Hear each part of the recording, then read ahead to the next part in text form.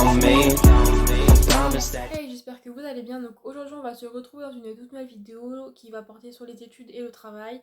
Donc aussi avant de commencer cette vidéo, je voulais vous parler du coup mon absence. Pendant 3 mois, j'étais absente, tout simplement pardon, parce que j'étais malade. J'ai contracté une laryngite. Pendant 3 semaines, en fait, j'étais malade, j'avais plus de voix. J'ai chopé laryngite plus Covid. C'était un beau combo, donc du coup, un peu compliqué. Après, le Covid, je l'ai bien eu parce que j'étais un peu pompé up, machin, j'étais bien en forme. Juste ma voix qui était encore un peu partie. Et là récemment avec le pollen machin, normalement je suis pas allergique au pollen, donc je vais rester à mon allergologue quand j'irai le revoir. J'arrêtais pas de tousser, franchement tous les sons j'arrêtais pas de tousser, j'étais enrhumée comme je sais pas quoi, donc un peu compliqué ces derniers temps. J'ai connu aussi un décès, donc ouais, donc maintenant ça va mieux. J'ai pris beaucoup de recul aussi sur les réseaux sociaux parce que Instagram j'ai pas posté depuis moins un bail. Là TikTok j'ai repris un petit peu courant semaine dernière, j'ai reposté quelques petits TikTok. Donc normalement il est en barre d'infos, je vous laisse aller le checker tout ça, aller voir un petit peu. Et du coup, c'est parti pour cette vidéo. Alors, pourquoi j'ai fait cette vidéo? Tout simplement parce que j'ai reçu quelques messages d'abonnés qui disaient est-ce que tu travailles? Est-ce que tu es encore en études? Parce que c'est vrai que cette année, j'ai pas posté de vidéo back to school. Si vous avez pu constater, justement constater, pardon, ça sur ma chaîne, j'ai pas posté de vidéo back to school.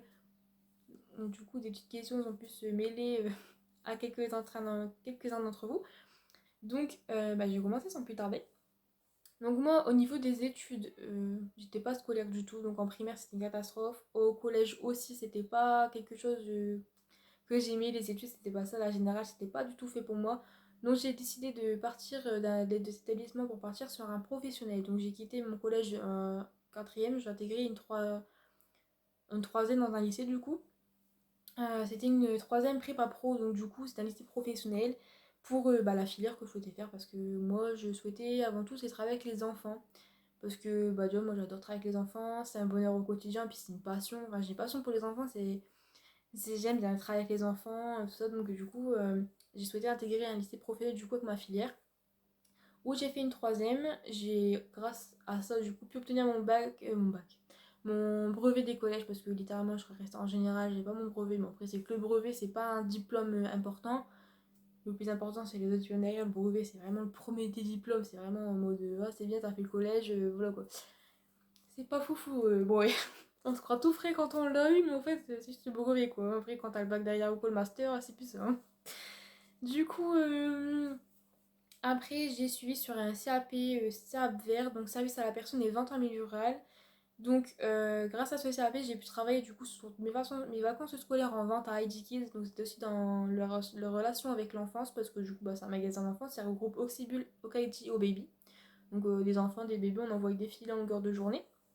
En plus, moi j'étais postée en caisse, donc du coup, régulièrement, je pouvais voir des enfants. Donc, je reviendrai sur ID Kids un peu plus tard dans la vidéo parce que comme ça, vous allez comprendre. Donc, j'ai fait ces 2 ans de CAP. Donc, littéralement, en fait, je voulais passer en bac directement, mais j'avais peur, du coup, comme je venais, on va dire, de loin, j'étais un peu repêchée, euh, d'avoir un peu de difficulté quand même à passer ce bac et puis à avancer. Donc, en fait, ce que j'ai fait, c'est que j'ai quand même été en CAP, sauf que je me suis ennuyée à mourir pendant ces 2 ans de CAP. C'était trop facile pour moi. Parce que en fait j'étais genre 8-9 de moyenne genre au collège en général. Et là quand je suis arrivée en prépa pro, je me suis tellement épanouie que je suis arrivée à des 14-15 de moyenne. Donc vous voyez la différence quand même. Donc franchement c'était une révélation pour moi en plus ce lycée parce que c'était un petit lycée. Genre on était maximum je crois 200 élèves. Moi au tout début je suis arrivée. Les profs, mais c'est grave familial, ils étaient toujours là pour nous. Enfin c'est vraiment comme une deuxième famille en fait un peu là-bas. Donc c'était vraiment cool. Donc je suis passée, donc ce CAP bien sûr je l'ai obtenu aussi. Je suis passée du coup sur le bac pro en 3 ans et durant ces 3 ans en milieu de première on passait le BEP que j'ai obtenu. Et après du coup en terminale j'ai passé le bac et que j'ai obtenu aussi. Donc c'était le bac et le BEP c'était la même formule entre guillemets. Donc c'est le bac SAPAT, donc service à la personne et vente en milieu rural. Donc c'est pas le bac petite enfance comme on peut entendre régulièrement ou quoi, mais le bac SAPAT, il n'est pas encore reconnu. Donc je crois que j'ai dit petite enfance, mais c'est service à la personne et au territoire. Je sais plus si j'ai dit correctement, enfin bref. Du coup, j'ai passé ce bac et pendant mon année terminale, du coup, j'ai pu passer, grâce à mes profs, en candidat libre CAP AEPE, donc pour devenir ASMAT, comme on dit, assistante maternelle pour devenir, on va dire, nounou chez nous. Sauf que maman, je veux pas travailler chez moi, donc aussi on peut être animatrice petite enfance, genre au sein de structures genre crèche, micro-crèche ou quoi que ce soit. Jardin d'éveil aussi, je pense. Et du coup, j'ai pu, grâce à ce lycée, justement, partir sur un CAP à EPE. Donc j'ai passé un candidat libre sur mon année terminale en plus du bac. Donc je peux vous dire que j'ai bien charbonné en terminale. Donc j'ai pas forcément fait du coup la formation pour passer ce fameux CAP à EPE. J'ai du coup, bah, comme je vous ai dit, un candidat libre, donc j'avais des documents comme ça que j'avais fournis par ma documentaliste au lycée, donc je révisais comme ça. Et après, le bac que moi je passais, c'était un complément, on va dire, du CAP parce que bah, c'est la même chose, comme ça reste pour les enfants, et que moi dans mon bac, c'était aussi au sein pour. Enfin, il y avait aussi des modules pour les enfants, donc ça faisait vraiment un complément de formation, et du coup, bah, je voyais un peu tout ce qu'il fallait voir. Donc j'ai passé ce diplôme en septembre sur la session de rattrapage parce que ça tombait en même temps que mes épreuves du bac. Du coup c'est un peu compliqué pour passer les deux en même temps, je peux pas me couper en deux. Du coup j'ai passé en septembre et donc pour le travail, j'ai travaillé au mois de juillet. Alors du coup j'ai travaillé au mois de juillet, c'est ce que je vous disais à la DMR. Du coup franchement je faisais femme de ménage, enfin technicienne de surface, hein, parce que femme de ménage c'est un peu péjoratif. Je faisais ménage chez des personnes âgées, chez des personnes par exemple handicapées ou quoi que ce soit. Mais j'ai gagné misère par rapport à ce que je faisais. Et moi, j'étais une pile électrique. Enfin, je suis une pile électrique en fait dans la vie, je suis dynamique. Et du coup, en fait, genre sur 2 heures, genre je faisais enfin, j'avais 2 heures, je faisais la maison genre en 1 heure des fois. Et du coup, bah, ça s'appelait la démère, elle râlait parce que ouais, je te paye pour rien, nanana. Ou je te paye 2 heures, au final, bah, t'as fait qu'1 heure, nanana. Alors du coup, c'était pas content. Après, c'est ce que je peux comprendre, hein, mais bah, moi je suis électrique, donc c'est pas ma faute, je suis trop dynamique, puis ils embauchent une personne jeune, je suis pas non plus, on va dire, je suis pas âgée, j'ai pas 50 ans non plus, hein. Donc bon, ouais, je suis un peu plus dynamique, quoi, je suis un peu plus speed. Donc du coup, ça leur plaisait pas trop. Donc j'ai fait qu'un mois chez eux, j'ai arrêté. Et je suis partie de moi-même, hein, de toute façon, j'ai arrêté moi-même. Et ensuite, j'ai continué du coup bah, sur ID Kids. Je reviens du coup sur ID Kids. Je suis repartie travailler chez eux du coup bah, de août à peu près à. Non, pas août. Qu'est-ce que je raconte? J'ai passé mes épreuves début septembre. Donc non, je suis repartie mi-septembre chez eux parce que août j'étais. Je crois que j'ai fait quelque chose. Enfin bref, je sais plus ce que j'ai fait. Donc, je crois que je me suis pris quelques petites vacances aussi parce que bon, j'ai pas non plus. Depuis que j'avais arrêté le lycée, en fait, j'avais enchaîné une direct. Donc je crois que je me suis pris quelques petites vacances, puis j'étais partie une semaine en vacances aussi. Donc non, j'ai profité un petit peu, ma famille, tout ça, je crois que j'ai pris un petit peu de temps pour moi. J'ai révisé pour mon CAP aussi un petit peu, ça c'était bien. Donc j'ai continué après sur Isaac Kids à peu près mi-septembre, après j'ai passé mon CAP. En fait, ils m'ont appelé, juste avant que je commence une épreuve de CAP, ma directrice elle m'appelle. Elle me dit oui, Amandine, ça t'intéresserait de travailler dès la semaine prochaine chez nous, machin. Bah allez, carrément. Du coup, j'ai recommencé chez eux au mois de septembre. Et là, j'ai continué jusque donc, septembre 2021 à mars 2022. Donc j'ai fait tout ça chez eux. Donc en plus, il y avait les périodes de Noël, tout ça. Donc c'était vraiment chouette de pouvoir travailler là-bas. Parce que du coup, c'était bien rush. Mais là, je l'ai eu un peu marre parce que j'étais tout le temps en caisse. Et la caisse, au bout d'un moment, c'est pas non plus ouf. Parce que quand je suis toute seule en caisse, que t'as des collègues qui sont à côté, que t'as quelqu'un en caisse, il t'appelle toi, alors je suis en renseignement client. Enfin, du coup, c'est un peu compliqué. J'essaie de faire un petit peu autre chose aussi dans ma vie, de voir d'autres horizons parce que bah, ça correspondait plus à ce que moi j'aimais. Du coup, j'ai cherché en crèche et il s'avère que j'ai trouvé un emploi. Donc, c'était pour 2 remplacements de congé maternité, donc qui commençaient le fin mars et qui commençaient bah, jusqu'à décembre 2022. Donc, sauf que du coup, j'ai travaillé 15 jours, je me suis mis en arrêt Covid. C'était génial pour commencer le travail. Et du coup, ouais, c'était un peu compliqué. Là, j'ai. Après, comme je savais que mon CDD allait pas partir sur un CDI, du coup, ma agente, elle m'a dit clairement, c'est fait, si tu cherches, si tu trouves ailleurs un CDI ou quoi que ce soit, n'hésite pas à y aller. Enfin, c'est ton avenir avant tout. Et même mes collègues, elle me le disaient, elle fait, moi, j'ai déjà remplacé des congés maternité, je suis partie comme ça aussi pour un CDI. Elle fait, c'est tout à fait normal ce que tu veux faire, de faire ça, etc. Mais moi, ça me gênait parce que bah, je me suis dit, je vais les mettre un peu dans le bras, quoi. Et ça me plaisait pas du tout de faire ça, mais bon, du coup, j'en suis trouvé quelqu'un d'autre pendant mon 15 jours de préavis. Donc ça c'était nickel. Donc là j'ai postulé en fait, et moi le conseil que je peux vous donner c'est que bah moi je regardais beaucoup sur Indeed, Météo Job, bah, je regarde vraiment tous les sites. Et à un moment donné je me suis dit, voilà, je sais que je postule à droite à gauche sur les sites comme ça parce que je vois les annonces. Mais il y a peut-être des crèches qui mettent pas forcément d'annonces. Donc du coup j'ai regardé toutes les crèches près de chez moi dans un rayon de, on va dire, 20-25 minutes de route.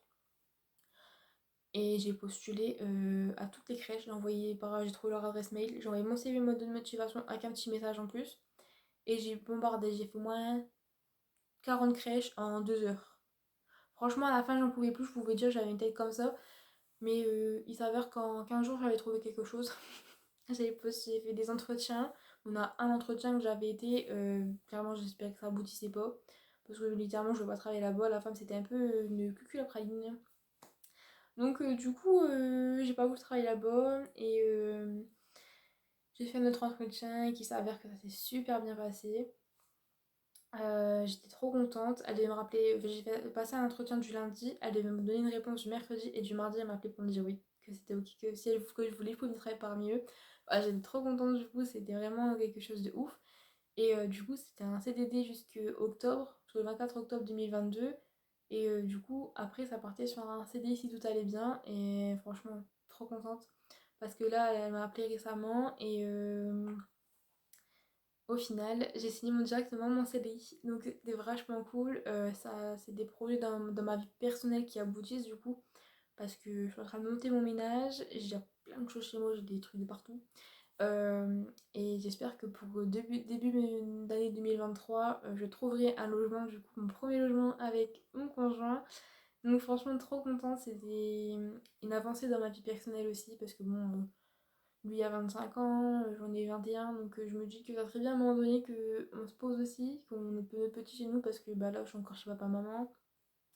Et ça se ressent en fait que j'ai besoin d'avoir mon cocon à moi, d'avoir ma liberté et puis d'avoir comment dire, ma vie personnelle avec mon conjoint parce que du coup bah lui il habite chez moi et du coup ouais, c'est vrai qu'on a besoin d'avoir notre petit secret à nous, enfin notre petit cocon et vraiment être qu'à deux en fait. Et du coup j'espère que pour 2023 on trouverait un logement, donc du coup trop bien. Donc bien sûr hein, je vous filmerai, je mettrai des vlogs, des trucs et tout, je ferai une petite playlist, je pense, déménagement machin, les recherches, les cartons, déménagement, les montages de meubles et tout, parce que du coup, j'espère qu'on aurait par exemple les clés le premier, on va dire, du mois, et qu'on pourrait emménager genre à partir du 10.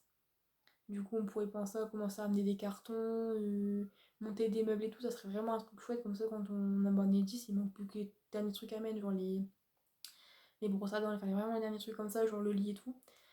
Ça serait vraiment topissime, genre vraiment, ça serait canon. Et du coup, bah, logement, c'est pas encore trop. Bah, moi, j'aimerais bien une petite maison en location quand même, pas trop trop cher, parce que c'est vrai que maintenant, avec l'inflation, tout ça, ça devient hyper cher.